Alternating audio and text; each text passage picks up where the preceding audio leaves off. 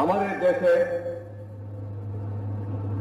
বর্তমানে শিশু কিশোরদের প্রয়োজনীয়তা সবার আগে বিবেচনা করতে হবে।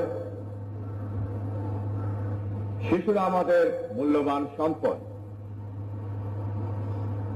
এবং জাতির ভবিষ্যৎ। এটা শুধু কথারই কথা নয়, রাষ্ট্রীয় নীতিতে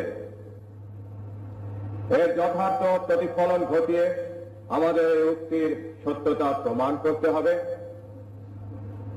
প্রাণচঞ্চল এবং ভবিষ্যতের আশা ভরসা এই শিশু কিশোরদের নিয়ে আমাদের অনেক চিন্তা ভাবনা করতে হবে।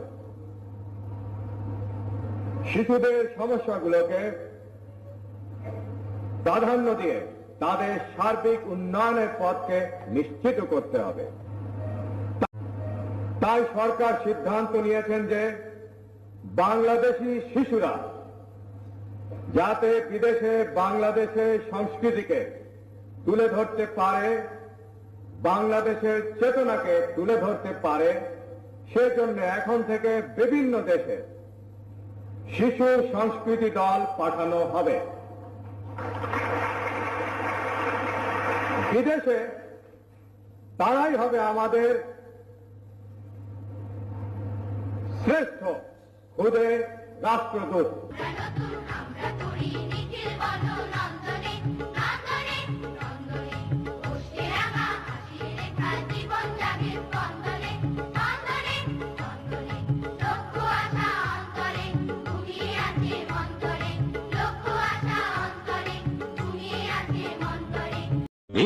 একটি সমৃদ্ধ বাংলাদেশ।